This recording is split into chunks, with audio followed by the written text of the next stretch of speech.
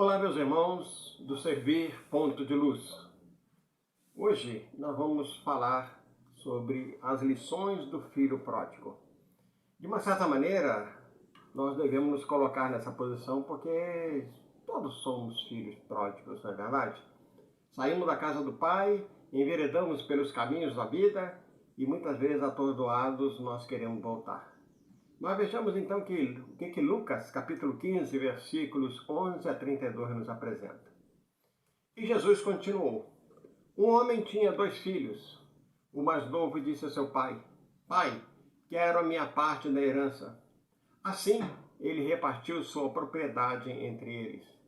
Não muito tempo depois, o filho mais novo reuniu tudo que tinha e foi para uma região distante. E lá desperdiçou os seus bens vivendo irresponsavelmente. Depois de ter gasto tudo, houve uma grande fome em toda aquela região e ele passou a ter necessidades. Por isso foi empregar-se com um dos cidadãos daquela região, que o mandou para o seu campo a fim de cuidar dos porcos. Ele desejava encher o estômago com as vagens de alfarrobeira que os porcos comiam, mas ninguém lhe ajudava. Caindo em si, ele disse: Quantos empregados de meu pai têm comida de sobra, e eu aqui morrendo de fome? Eu me porei a caminho e voltarei para meu pai e lhe direi: Pai, pequei contra o céu e contra ti. Não sou mais digno de ser chamado teu filho. Trata-me como um dos teus empregados. A seguir, levantou-se e foi para seu pai. Estando ainda longe, seu pai o viu. E cheio de compaixão, correu para seu filho, o abraçou e o beijou. O filho lhe disse: Pai, pequei contra o céu e contra ti. Não sou mais digno de ser chamado teu filho. Mas o pai disse aos seus servos: Depressa, tragam a melhor roupa e vistam nele. Coloque um anel em seu dedo e calçado em seus pés. Tragam um novilho gordo e matem-no. Vamos fazer uma festa e alegrar-nos. Pois este meu filho estava morto e voltou à vida, estava perdido e foi achado. E começaram a festejar o seu regresso. Enquanto isso, o filho mais velho estava no campo, quando se aproximou da casa, ouviu a música e viu a dança. Então chamou um de seus servos e perguntou o que estava acontecendo.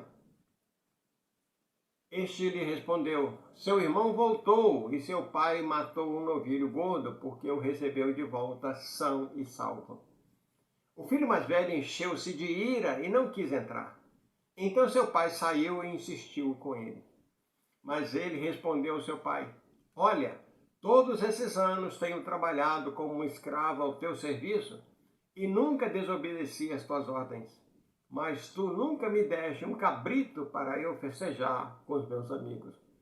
Mas quando volta para casa, esse teu filho, que esbanjou os teus bens com as prostitutas, matas o novilho gordo para ele. Disse o pai: Meu filho, você está sempre comigo, e tudo que eu tenho é seu.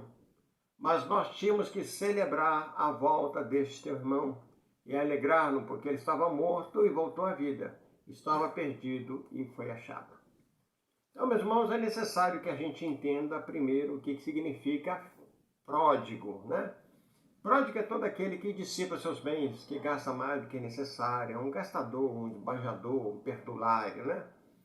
Mas, por outro lado, também nós encontramos no dicionário a observação de que também é uma pessoa generosa ao dar, liberal, é magnânimo, né? E muitas vezes a pessoa que ela oferece, ela dá para as outras pessoas sem muitas vezes se preocupar consigo mesmo. E com isso, muitas vezes, ela acaba ficando numa situação delicada, né? Então, a gente tem que lembrar que todos nós, de uma certa maneira, também somos esbanjadores das nossas energias, das nossas possibilidades, né? Das oportunidades que Deus nos oferece. E devemos, então, nos arrepender dos nossos pecados, pedir perdão a Deus, voltar para a casa do Pai, né? A gente precisa pensar nisso. Observamos, meus irmãos, que essa parábola ela tem 3 perspectivas, né? Nós podemos observar pelo lado do filho mais novo, a do pai e a do filho mais velho. A história do filho mais novo, que para todos é um pecador que abandona a casa do pai, né? Que vai para a terra desconhecida, gasta suas riquezas.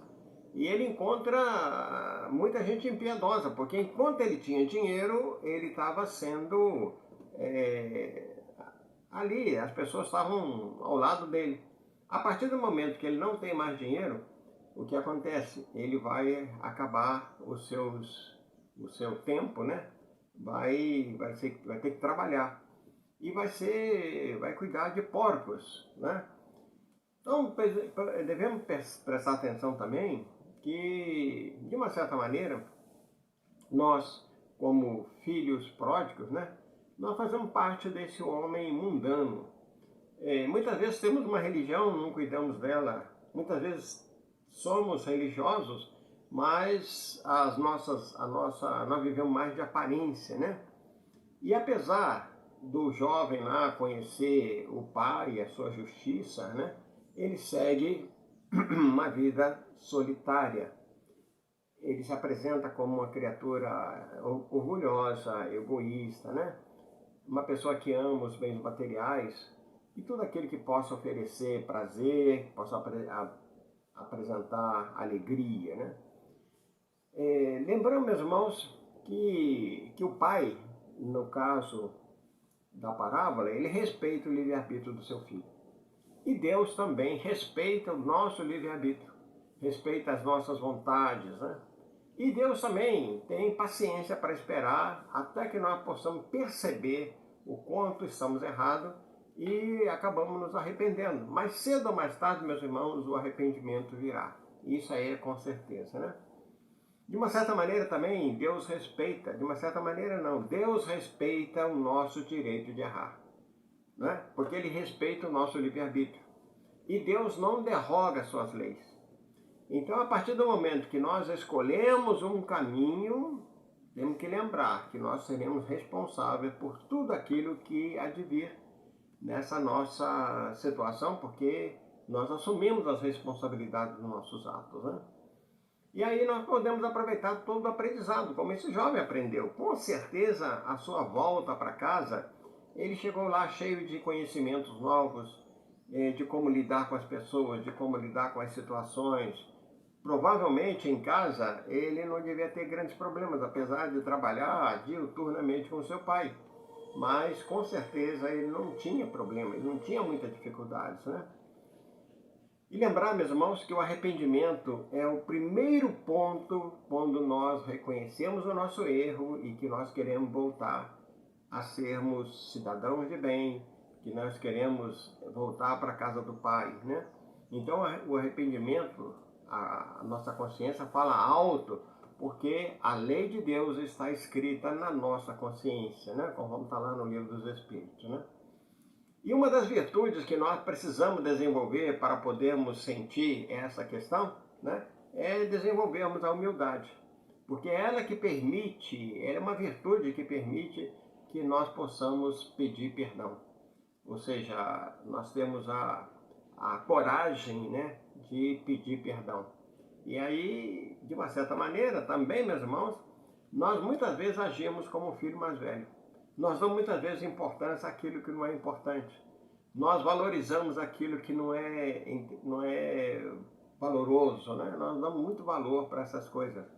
Mais tarde a gente vai reconhecer tudo isso. Uma pergunta que algumas vezes se fala muito quando a gente fala da parábola do filho pródigo, porque Jesus, ele contou duas outras parábolas menores, né? A da ovelha perdida e da dracma perdida. Então vejamos qual que é a diferença entre elas. A gente tem que lembrar que a ovelha e a dracma, elas se perderam, né? O filho pródigo não. Então a orientação é que nós devemos ir atrás da ovelha, nós devemos procurar a dracma perdida, ou seja, a moeda, nós devemos procurá-la. Mas nós temos que aguardar a volta do filho pródigo. Porque mais cedo ou mais tarde todos nós voltaremos. Quem teve a oportunidade de ver agora recentemente o filme Os Mensageiros, deve se lembrar lá daquela situação em que o orientador espiritual ele fala, ele dá todos os argumentos para que aquele espírito, né, se arrependesse, para que ele voltasse, porque esse é o primeiro passo, né? Nós é que temos que voltar, nós é que temos que pedir, nós é que temos que acelerar o nosso passo. Vamos lembrar lá Jesus: pedi e obtereis, batei e abri-se-vos-á, buscai e achareis. Então, quer dizer, tudo isso aí são esses imperativos, somos nós que temos que bater, somos nós que temos que buscar, nós que temos que achar um caminho. Então Deus estará nos aguardando. Então a diferença nessas parábolas, nessas três parábolas, né, é entre aquilo que se perde e aquilo que vai embora. Aquele que vai embora vai por conta própria e vai assumir todas as responsabilidades por causa disso, né? Então Jesus, ele contou também essa parábola do filho pródigo para explicar o relacionamento de Deus com os seus filhos. Deus nos dá as oportunidades, Deus nos dá as chances, Deus nos oferece tudo aquilo que é necessário para o nosso crescimento. Então somos nós que devemos buscar, somos nós que temos que encontrar os caminhos verdadeiros, né? Então, se nós procurássemos então as características do filho pródigo, nós iríamos dizer inicialmente que é um egocêntrico, né? É aquele que procura buscar atenção para si. Ele não se preocupa com ninguém além de si mesmo, né? Ele vai buscar uma vida dissoluta e ele aprendeu por si mesmo, né, que a iniquidade nunca foi felicidade. Sermos iníquos nunca vai trazer felicidade para todos, para nós, né? Nessa parábola nós temos que observar alguns pontos bem interessantes, né? O pai mandou colocar um anel no dedo do seu filho, porque era prática e era comum naquela época que os familiares, principalmente essas pessoas mais ricas, né, tivessem um anel, e esse anel muitas vezes tinha o seu nome gravado. Provavelmente vocês já devem ter visto alguns filmes, né, da antiguidade em que o selo, né, era uma cera que era colocada num documento, né, e a pessoa gravava naquela cera que ainda estava um pouco líquida, né, gravava ali a marca do seu anel. Então a marca era uma espécie assim de uma assinatura. Então, lembrar então que esse filho pródigo, né, ele recebe esse anel de volta, porque provavelmente ele deve ter vendido, deve ter talvez perdido esse anel, né? Ele era usado na mão direita. E é interessante que lá no Velho Testamento, em Jeremias, capítulo 22, versículo 24, né, justamente fala dessa questão do anel que tinha um nome gravado e que era usado na mão direita. Então, quando o pai põe esse anel no dedo do seu filho, né, é sinal que aquele filho estava recuperando o favor paterno, estava recuperando a dignidade, estava recuperando o poder que ele tinha antes. Isso é muito importante, né? Outro item bastante significativo, né, é o beijo que o pai dá no filho pródigo, né? Porque o pai não demonstra nenhum favoritismo entre os dois filhos. Apesar dele correr na direção do filho mais novo que está chegando, esse filho mais novo estava abatido, estava arrependido, estava voltando para casa, humilhado pelas condições, né? Todo mundo sabia, provavelmente, das provações e dos processos expiatórios que ele passou pelo caminho. Mas o pai olha para ele com um olhar de compaixão, né? Se lança ao seu pescoço, abraça, dá um beijo, né? E esse beijo é um sinal de perdão, um sinal de reconciliação, né? Tudo isso aí é muito interessante. A gente percebe também, meus irmãos, que quando a gente começa a sentir essa presença maior de Deus nos nossos corações, a gente vai sentindo o quanto nós estamos muitas vezes distantes de Deus. E algumas vezes é necessário que alguma dor, algum sofrimento, alguma angústia, alguma situação grave possa acontecer conosco para que nós possamos sentir novamente a presença de Deus, né? Lembrar, Deus é Pai de todos nós, independente do país que nós nascemos, independente da nossa condição financeira, social, a nossa raça, todos nós somos filhos de Deus. Todos nós estamos a caminho da nossa evolução. Todos nós fomos criados no mesmo patamar, na condição de simples e ignorante, conforme está na pergunta 115 do Livro dos Espíritos, né? Vamos lembrar isso. E que todos nós temos uma missão a ser cumprida aqui na Terra, que é a cumprir a lei do progresso. E quando nós estamos trabalhando pelo nosso progresso, nós estamos ao mesmo tempo, né, as duas asas que Emmanuel nos lembra. A asa do progresso moral e a asa do progresso intelectual. Lembrando, isso aí nós temos que reforçar muito, meus irmãos. O progresso intelectual engendra o progresso moral.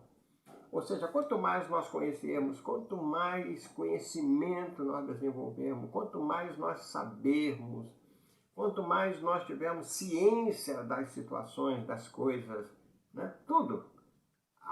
Ou seja, aprender, né? Juntar todos esses conhecimentos, isso vai nos favorecer em muito a nossa chegada no mundo maior. Em muito também nós vamos ter a possibilidade do nosso crescimento espiritual. Então, nesse caso do filho, notem bem, o sofrimento que ele passou, as angústias, as situações, a humilhação que ele sofreu, tudo isso aí serviu para forçar, né, reforçar o espírito de sabedoria, o espírito de crescimento, o espírito de honradez, provavelmente, que ele vai ter a partir daquele momento, né? Lembrar, meus irmãos, que quando a gente... uma das coisas mais graves que possa acontecer conosco, né? E que muitas vezes faz com que a gente tenha mais um processo mais de humilhação, é quando a fome chega. E nesse caso, o rapaz, lembra lá, né? Ele se compara aos empregados do pai, dizendo assim: quantos empregados de meu pai têm comida de sobra e eu aqui morrendo de fome? Então, por isso ele se volta para casa, por isso que ele volta para casa, por isso que ele vai até o pai dele e diz, né: pai, pequei contra ti, contra os céus, né? E pede para recebê-lo de volta. Então, e ainda fala, né, que ele pede para ser tratado como um dos empregados. Mas, claro que Deus não quer isso, Deus quer o nosso crescimento, Deus não quer nossa humilhação.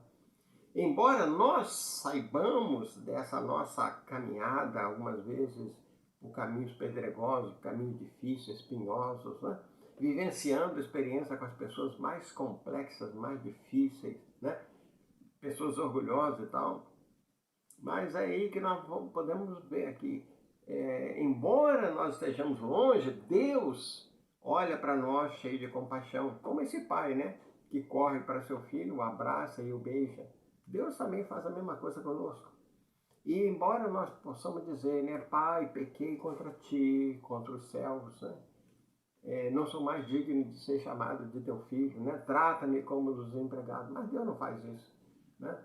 E Deus sempre vai nos oferecer, né? Traga a melhor roupa, coloque o anel, o abraça, o beija, né? E manda que os seus empregados celebrem a sua chegada. E ainda com relação ao irmão, e aí é bastante interessante, porque, meus irmãos, vamos falar com muita sinceridade, né? De uma certa maneira, todos nós que temos uma família grande, e aí eu vou incluir aqui a questão dos primos, né, dos sobrinhos, dos nossos, a partir dos nossos avós, né, nossos tios e tal. Nós podemos observar que, de uma certa maneira, todos nós teremos sempre um exemplo do filho pródigo. Nós teremos sempre o exemplo desse filho mais velho, que é orgulhoso, né? Que ele fica chateado quando o filho mais novo chega. E ele diz, por que não me foi dado nenhum cabrito para celebrar com meus amigos, né? E manda matar um novilho gordo, nota bem, detalhe, um novilho gordo, né? Para receber esse seu filho.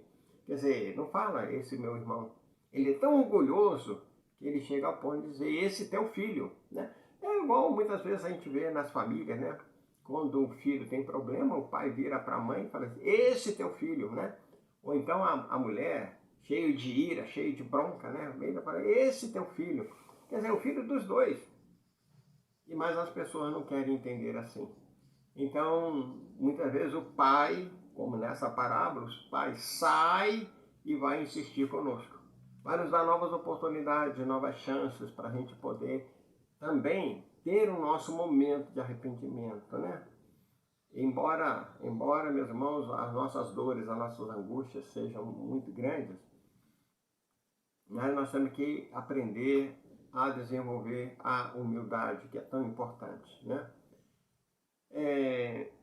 Gostaria de lembrar ainda, meus irmãos, um ponto bastante interessante que a gente tem que lembrar, que a gente não pode perder de vista, é que no nosso processo reencarnatório, a cada instante, nós vamos ter, muitas vezes, a cada reencarnação, nós vamos ter uma família diferente. Nós vamos ter convívio com a família que vai fazer parte do nosso ambiente de trabalho, do nosso ambiente escolar, a nossa vizinhança. De uma certa maneira, meus irmãos, nós temos que começar a entender que todos nós somos irmãos. É difícil? Claro que é difícil. A maior parte das pessoas, a maior parte de nós, temos ainda muito orgulho dentro dos nossos corações, nós temos muita vaidade, nós temos muita coisa. Então, muitos de nós temos uma certa dificuldade em ver no outro um nosso irmão. Mas nós somos todos filhos de Deus, irmãos de Jesus, estamos no caminho, estamos nessa nossa tarefa de progresso espiritual. Quando Kardec questiona, né, em que se transforma o espírito depois da sua última encarnação? Vamos lembrar, a última encarnação não se dá no planeta Terra, que ainda é um planeta de expiações e provas, passando agora para um planeta de regeneração, né?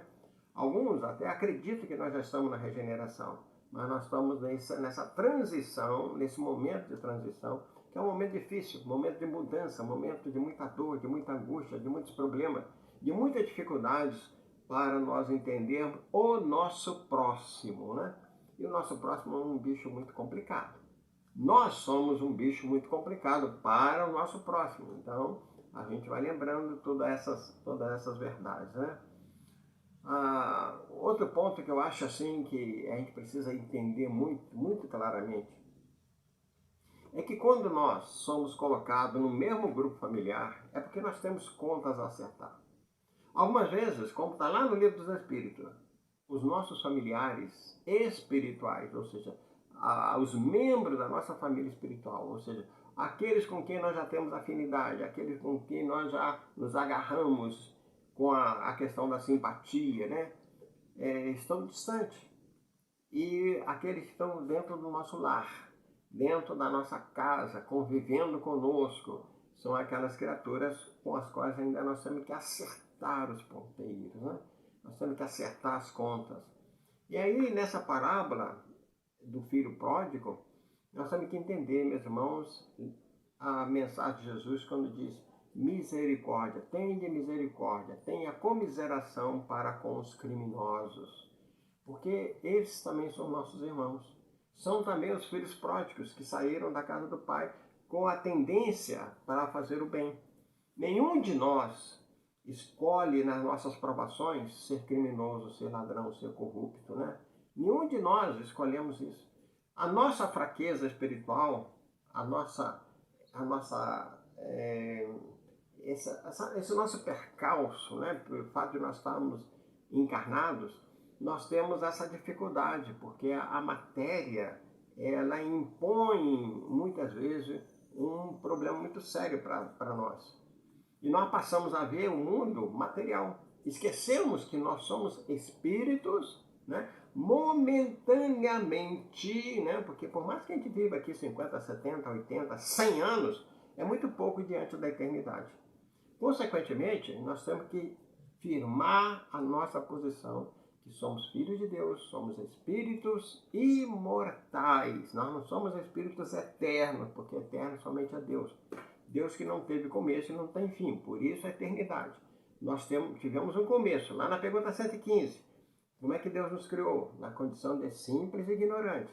E em que vamos transformar? Está lá na pergunta 170, em espírito bem-aventurado, em espírito perfeito, em espírito puro. Então todos nós chegaremos lá. Ok? Então com essas considerações, com essas orientações que a gente está fazendo para nós mesmos, nós somos os primeiros já que estamos falando, nós somos o primeiro a ouvir essas nossas ponderações. Então, nós que estamos transitando em terras desconhecidas, nós que dilapidamos as riquezas, uma vez a riqueza da saúde, a riqueza da amizade, a riqueza da honestidade, a riqueza das nossas ponderações, né? Da nossa certeza na vida superior, uma vez nós esquecemos tudo isso. Mas é hora de voltarmos ao caminho do bem, ao caminho do amor, ao caminho da paz. Nós precisamos trabalhar muito isso. Eu quero deixar um grande abraço para todos os nossos irmãos e numa próxima oportunidade, né? E agradecer a todos os nossos irmãos para que nós possamos continuar alinhados com essa virtude que nos faz nos aproximar de Deus, né? Então, muita paz para todos, muito obrigado pela oportunidade de estarmos aqui, né? E nós vamos fazer um esforço para que na próxima vez nós possamos entregar o nosso trabalho um pouco mais cedo. Muita paz para todos. Que Deus nos abençoe, os benfeitores espirituais que nos orientam, que trabalham conosco, possam nos fazer voltar à casa do Pai, em paz e com alegria. Que Deus nos abençoe e nos dê muita força. Obrigado, meus irmãos. Fiquem na paz.